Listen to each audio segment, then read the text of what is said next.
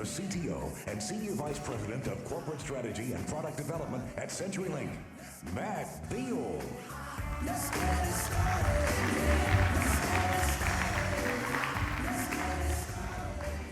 Good afternoon. Right after lunch. No sleeping, promise? So in exchange for that, I promise only one little bitty tiny CenturyLink ad. Okay? And I hope that's a breath of fresh air, because we've seen a few. So what I'd like to start off with is just observing I'm both grateful to Charlie and team for inviting me, as well as to observe publicly I'm a little surprised. And I'm going to tell a story that Charlie may yank me from the stage on. The reason I'm surprised is December 24th, 2011, Charlie and I had a fantastic experience with our teams, where we informed Charlie that we were interested in never doing business with GENBAND again. Okay? Now, you might wonder how in the world I got on this stage. I did not hold him hostage, but rather I observed that we couldn't do business in this crucial part of our business with the company that was appearing to be Nortel reincarnate, and that's in a bad way, but that we needed someone to be disruptive and bring us a future. And the reason I am on stage is to thank Charlie and team not only for listening, but for going farther than we expected them to. Because this part of our business is actually, and by this part of the business, I'm not going to talk about wireless, I'm not going to talk about cloud, I'm not going to be talking about multimedia and video, except insofar as they're crucial to convergence. Okay? What we are seeing now coming to light in terms of our future is completely transformative. And when I think about what that future might be, I have to start thinking a little bit in our past. But first, since this is a Perspectives conference, let me set two really important perspectives so that you know who's talking, right? The first one is, who in the world is CenturyLink? We're a fairly new brand. As I travel around, it's somewhat discouraging and frightening how many people don't know who we are, okay?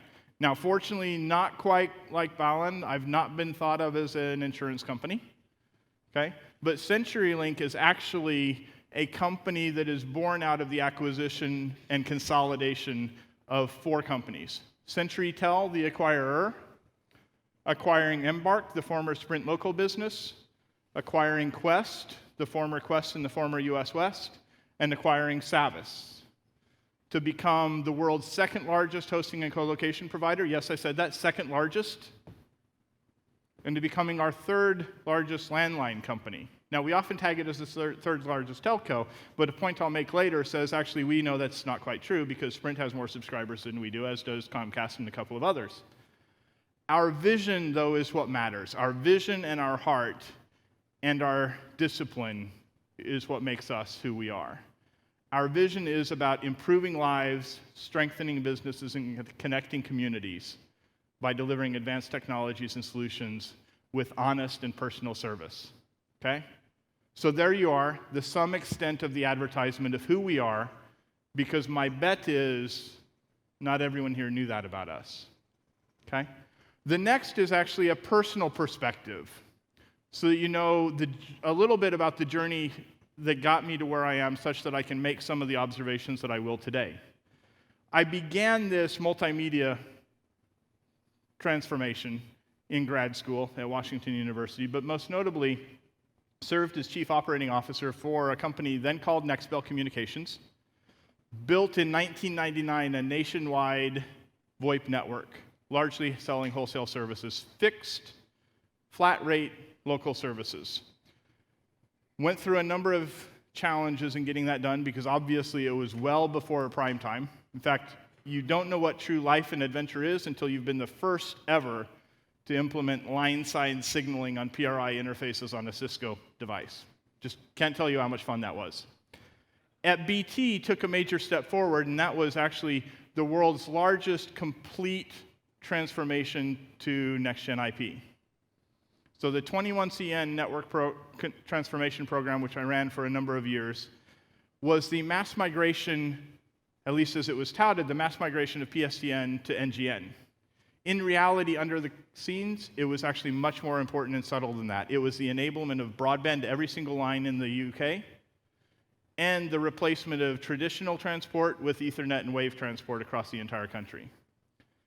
Bring that forward to today, what we're really working on at CenturyLink is the transformation of voice to application to cloud application, enabling new businesses. So hopefully that gives you a bit of a perspective, because as I was reading over the weekend, reading the Smithsonian, I was reading a really cool article about how Lego does its manufacturing and innovation.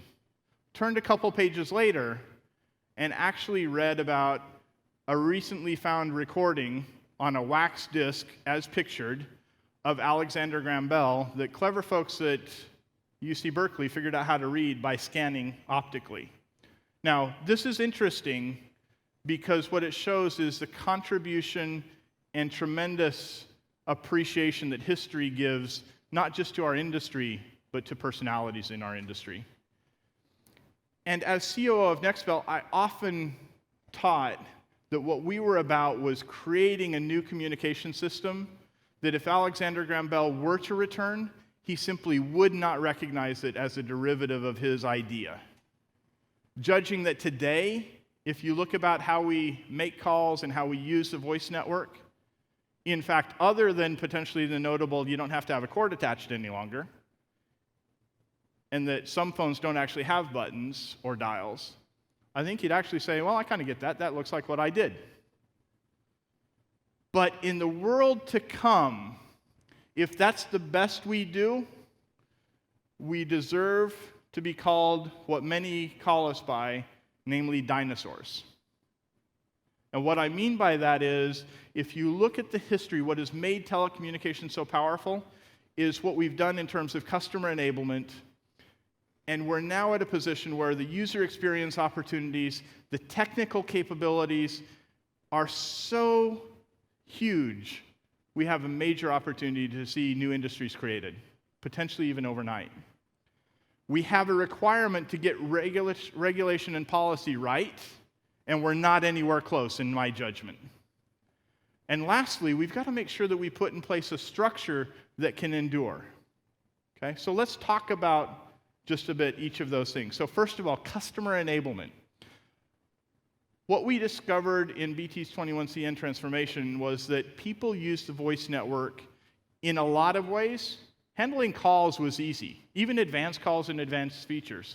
What was hard were the non-voice applications. What we discovered, there were entire industries and companies that ran their network on ours because it was the readiest form of power available to their telemetry networks. Okay? Try doing that over wireless. Knock yourselves out, right? The ability to do, we introduced the internet. We do automation and control. We do security alarming and monitoring. All of these are inherent in the capabilities of people thinking outside the box in terms of how to exploit the infrastructure we've put in place over decades. Looking forward, I'm of two minds. The first one says it's an application. The enablement happens at the packet layer and at the API associated with it and at the cloud. Don't worry about it. But I think, honestly, that's short-sighted. It's absolutely an application. By it, just for clarity, voice, multimedia, real-time communications is absolutely an application. If we treat it as anything else, we will kill it by limiting it too far. The issue that we've got and the opportunity is we are unprepared to imagine how the creative users of the infrastructure we're putting in place will actually use it. Right? We can guess, but I have every confidence that if we do it right, that will create far more than we can imagine. In fact, we'll probably be like I proposed I'd like to make Mr. Graham Bell. We'll be stunned, okay? And if I think about the transformation that's in front of us in terms of user experience, we all know what the user experience of the PSTN has been. Fairly clever, generally typified by a standard terminal with 12 buttons and a handset, input, output, right? And while we have to envision how we carry that forward to a degree into the new world, or at least interoperate with that, The world that we contemplate and the world that we believe we must enable if we are to be relevant to our customers is a web-centric implementation that ties for context, for identity, for a host of other capabilities with social media, that no longer cares whether the message is a real-time message that you have to pick up right then, or a non-real-time message, whether it is text, audio, visual, or any of the others. In fact, let's break it just stating the obvious. We are not, by definition, a species of folks whose primary sense is the auditory one. Surprise? We are a visual species. Until we get that capability in our real-time communications capabilities, we haven't begun to really deliver the human context to our users. And the winner, I guarantee you, will. If we do not, we will therefore not be the winner. And I know we hate to lose. Okay? So what are kind of the must-dos that we have to exploit? No, by the way, by saying this, I do not say each of us must build our own. To the contrary, I think there is a huge opportunity to create an ecosystem, but that ecosystem must at a minimum deliver these capabilities. It must be ubiquitous. Anywhere, anytime, anyhow, anyone to anyone, machine to human, human to machine, human to human, doesn't matter. Ubiquity is paramount.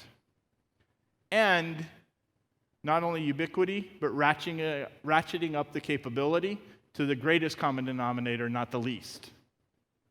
Okay? It must be convergent. And I don't care how you define convergence, because it's all of the above. Voice, video, data, cloud, keep going. Everything, every media has to converge and be made sense of in the way that we choose to communicate. It must be secure in a fashion that the user will dictate. It is not to us to dictate. It is to us to enable.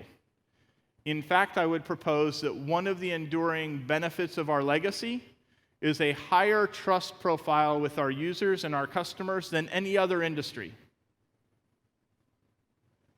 And I think I actually mean any industry, even the security industry. Okay? Our ability to exploit that and redefine what that means in the next generation will be a massive enabler. Mobility is obvious, right? In fact, I often pause to remind folks, the fixed telephone in my life is fixed to my hip, not the one fixed to my wall. Okay? If there's any hesitance about that, more importantly, we all know the smartphone. We've heard a lot about the smartphone evolution, and it is there. Well, except for the couple who participate in the duopoly of wireless today, and I know we often like to think there's something more than that, but in reality, functionally, that's nearly what we have. The rest of us have the privilege of getting to go over the top and need a business model that supports that, because our customers need that service. It has to be contextual, and the context is not something that says we have to figure out a profile for the network to understand a context. It has to be intuitive, where the network discerns our context. Because an interesting thing about people, we often say and describe ourselves in a way that makes us sound quite foreign to who we really are. And our actions define a completely different person. So the context can be as simple as presence and availability, and as rich. In fact, I observe my real social circle isn't the one that I might describe with LinkedIn or Facebook, but it's the one that you observe by who I exchange emails with, calls with, talks with, conversations with, and other interactions. It must be real-time and non-real-time and completely seamless in between. And it must be personal. Okay? The consumerization of everything is upon us. But if you pair that with context, it actually just means that we need to have as rich a life at home and in the business and in between as we do in any of those places. And last but not least, unless you have a crystal ball that is remarkably better than the one that I own, you'd better make it programmable so other people can innovate for you, because I guarantee you, none of us alone, or even us in this room, can keep up with what the world desires. Okay? So if that's what we have to do, let me talk about in terms of enablement, operationalization, delivery. Let's talk about what else we have to do, because this isn't what the regulator has to do. This is what we have to insist on. This is what we have to drive, and this is about enabling and creating the right balance between shareholder requirements and consumer requirements. You create that balance, we have sustainability. Fail to create it, and there will be inequities, and neither side will actually survive. First and foremost, pricing and compensation. The surest way to fail is to extrapolate from the traditional voice network forward. We need a new model, and a model that makes sense for whatever competitive structure we choose to put in place. It should be an extension of what we have, but may not necessarily be. We are in this country on the brink of creating a real and enduring digital divide between rural and urban.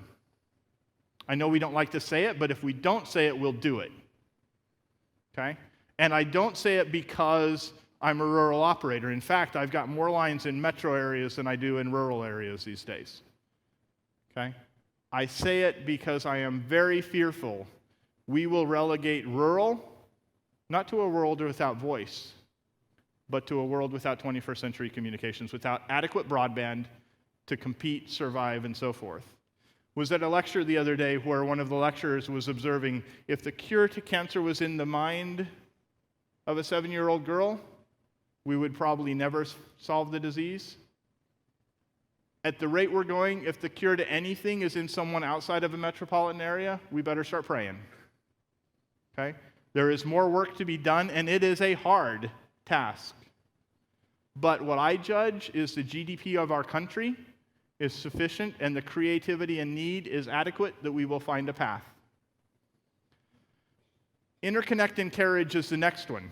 Neither the internet model is sustainable, nor is the traditional PSTN model sustainable. We need something different.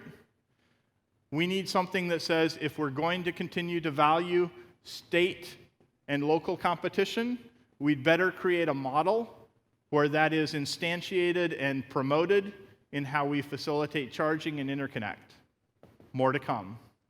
And last but not least, we need to get rid of most, if not all, of the foolish anachronisms. One of my favorite is the way we regulate the entire business. And oh, by the way, in case you haven't noticed, I'm occasionally outspoken. Okay? And this one is, it's remarkable to me that the entities, and it's not just because I work for one, I haven't always, that's why I said where I come from. It is remarkable to me that we are stimulating a certain competitive environment, pretending a dominant competitor doesn't hardly exist, and still maintaining predominantly similar regulation across the former incumbents who generally don't even have market share, much less market power. So we've got to rethink. More importantly, we should not allow regulation on a sub-application, namely fixed voice will handle this way, wireless voice will handle this way, cable voice will handle this way. How nonsensical is that? Our customers don't ask us for each of those things. They just want a voice, literally. Okay? So a lot to do there. And you know what?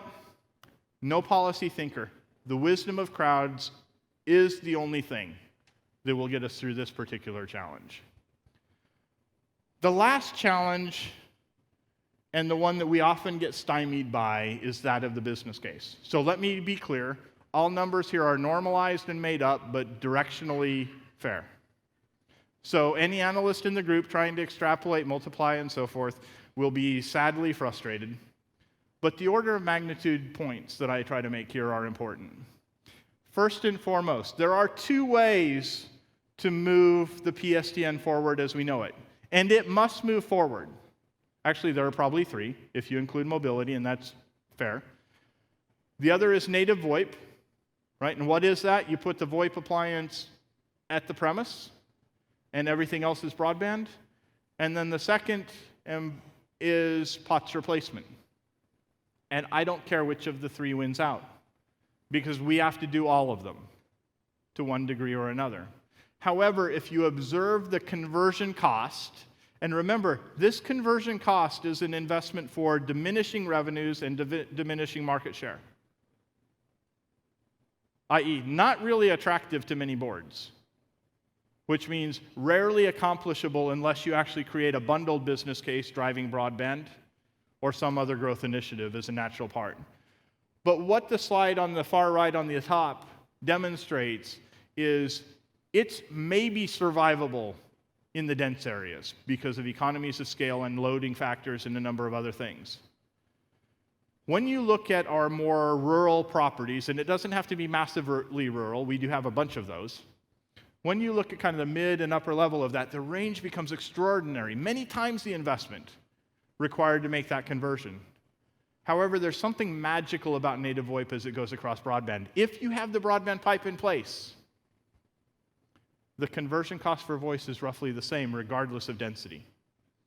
And I think that's a critical enabler for us as a country to observe the solution to what could become a communications crisis in the telephony area could be most easily achieved with an expansion of broadband in the areas that need it most.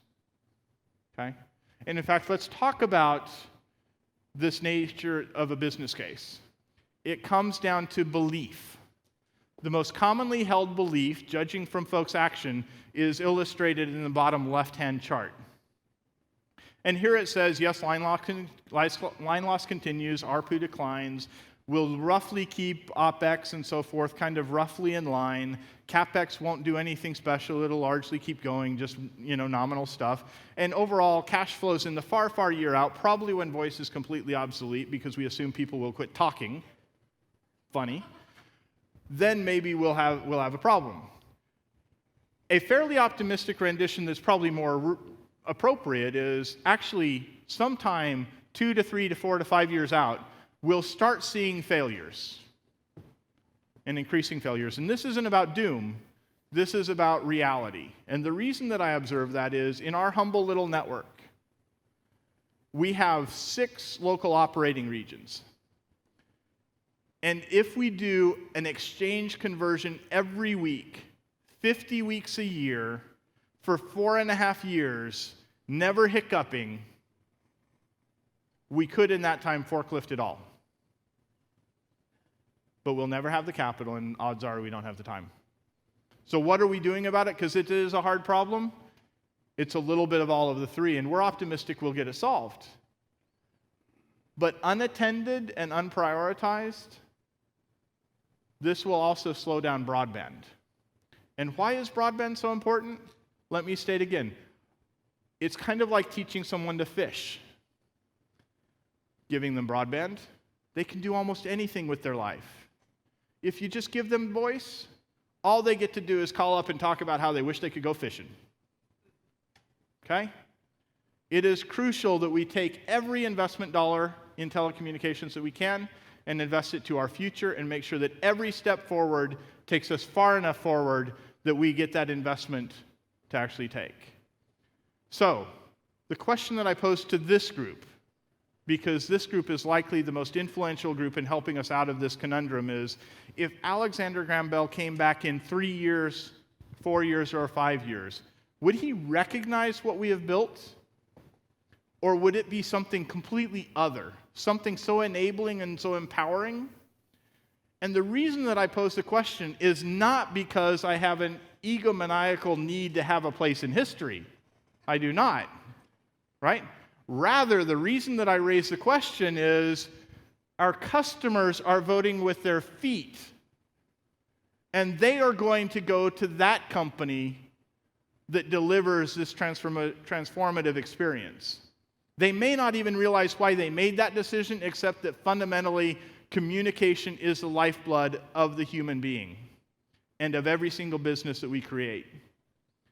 So, the reason to ask the question of, with every investment that we make, are we going far enough forward, is because if we are not relevant to our customers, there is no point in being either alive or employed at the companies at which we work. And that is something that none of us like the notion. So, I would invite you to join us on the journey that will be a fun one, a challenging one, and ultimately a very rewarding one to create the transformative experience and services that our customers seek and enable them to create new derivative industries that don't exist today, to deliver on the vision and define the business model that makes sense. And lastly, let's insist that we get a rational treatment for our consumers and our shareholders alike, because after all, isn't that what we say we're all here to do anyway? So let's get on with it. So Charlie, thank you very much for listening, for giving us new capabilities, and to the rest of you, please come help. We're looking forward to the adventure. Thank you.